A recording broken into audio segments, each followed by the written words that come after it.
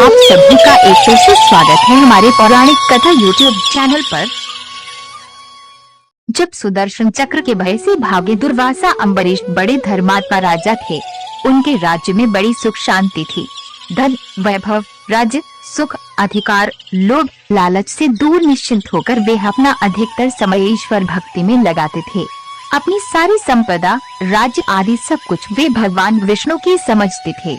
उन्हीं के नाम पर वह सबकी देखभाल करते और स्वयं भगवान के भक्त रूप में सरल जीवन बिताते।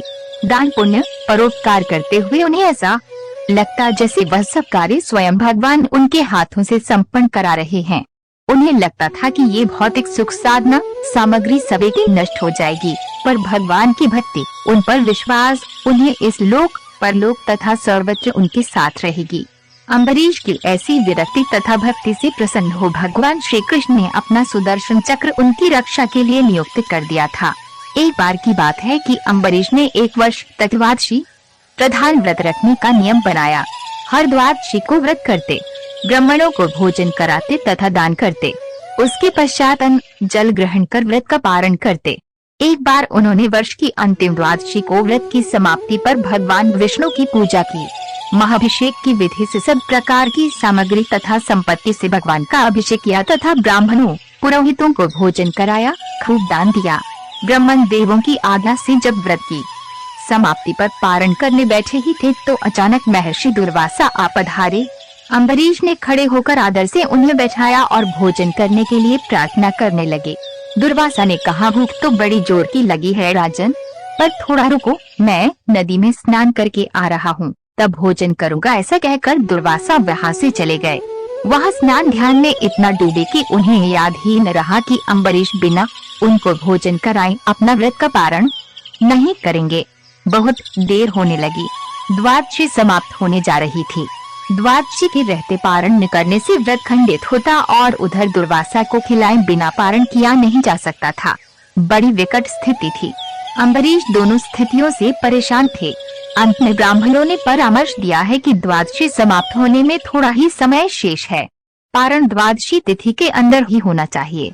दुर्वासा अभी नहीं आए, इसीलिए राजन आप केवल जल पीकर पारण कर लीजिए। जल पीने से भोजन कर लेने का कोई दोष नहीं लगेगा और द्वादशी समाप्त न होने से व्रत खंडित भी नहीं होगा। शास्त्रों के विधान के अनुसार ब्राह्मणों की आज्ञा से उन्होंने व्रत का पारण कर लिया। अभी वह जल पी ही रहे थे कि दुर्वासा आ पहुँचे। दुर्वासा ने देखा कि मुझे ब्राह्मण को भोजन कराए बिना अम्बरीश ने जल पीकर व्रत का पारण कर लिया। बस फिर क्या था, क्रोध में भरकर श्राप देने के लिए हाथ उठाया ही था कि अम्बरीश ने विनय पूर्वक कहा, ऋषिवर द्वादशी समाप्त होने जा रही थी, अब तब तक आए नहीं। वर्ष भर का व्रत खंडित न हो जाए, इसीलिए ब्राह्मणों ने केवल जल ग्रहण कर पारण की आज्ञा दी थी। जल के सिवा मैंने कुछ भी ग्रहण नहीं किया है। पर दुर्वासा क्रोधित हो जाने पर तो किसी की सुनते नहीं थे। अपनी जटा से एक बाल उखाड़कर जमीन पर पटक कर कहा, लो मुझे भोजन कराए बिना पारण कर लेने का फल भुगतो। इस बाल से पैदा होने वाली कृत्या अम्बरीश को खाजा बाल के जमीन पर पड़ते ही एक भयंकर आवाज के साथ कृत्या राक्षसी प्रकट होकर अम्बरीश को खाने के लिए दौड़ी। भक्त पर निरपराध कष्टाया देख उनकी रक्षा के लिए नियुक्त सुदर्शन चक्र सक्रिय हो उठा। चमककर चक्राकार घूमते हुए कृत्या राक्षसी को मारा, फिर दुर्वासा की ओर बढ़ा। भगवान के सुदर्शन चक्र को अपनी ओर आते देख दुर्वासा घबरा कर भागे, पर चक्र उनके पीछे लग गया। कहाँ श्राप देकर अम्बरीश को मारने चले थे, कहाँ की अपनी जान पर आ पड़ी। चक्र से बचने के लिए वे भागने लगे। जहाँ कहीं भी छिपने का प्रयास करते वहीं चक्र उनका पीछा करता। भागते भागते ब्रह्मलोक में ब्रह्मा के पास पहुँचे और चक्र से रक्षा करने के लिए गुहार लगाई। ब्रह्मा बोले, दुर्वासा मैं तो सृष्टि को बनाने वाला हूँ, किसी की मृत्यु से मेरा कोई संबंध नहीं। आप शिव के पास जाए, वह महाकाल है, वह शायद आपकी रक्षा करे। दुर्वासा शिव के पास आए और अपनी विद्या सुनाई। दुर्वासा की दशा सुनकर शिव को हंसी आ गई। बोले, दुर्वासा तुम सबको शाप ही देते फिरते हो, ऋषि होकर क्रोध करते हो। मैं इस चक्र से तुम्हारी रक्षा नहीं कर सकता, क्योंकि ये विष्णु का चक्र है। इसलिए अच्छा हो कि तुम विष्णु के पास जाओ, वही चाहे तो अपने चक्र को वापस कर सकते हैं। दुर्वासा की जान पर आ पड़ी थी। भागे भागे भगवान विष्णु के पास पहुँचे। चक्र भी वहाँ चक्कर लगाता पहुँचा। दुर्वासा ने विष्णु से अपनी प्राण रक्षा की प्रार्थना की। विष्णु बोले, दुर्वासा, तुमने तब से अब तक जितनी भी शक्ति प्राप्त की वह सब क्रोध तथा शाप देने में नष्ट करते रहे। तनिक सी बात पर नाराज होकर झट से शाप दे देते हो।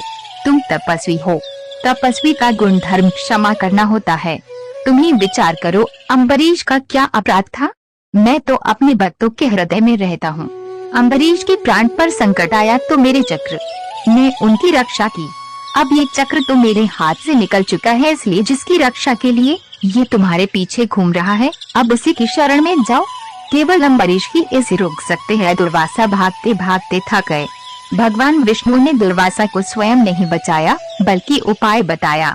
दुर्वासा उल्टे पांव फिर भागे और आए अम्बरीश के पास।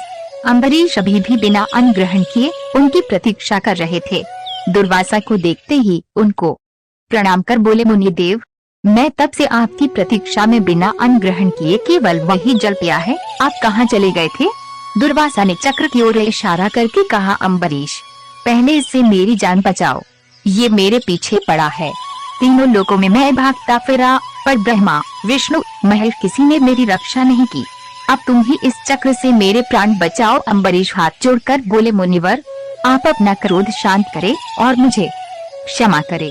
भगवान विष्णु का ये चक्र भी आपको क्षमा करेगा। अम्बरीश के इस कहते ही समस्त व्रत कथाओं को सुनने के लिए आज ही हमारा चैनल सब्सक्राइब करें और हमारे नई व्रत कथा का नोटिफिकेशन पाने के लिए बेल आइकन दबाना न भूलें।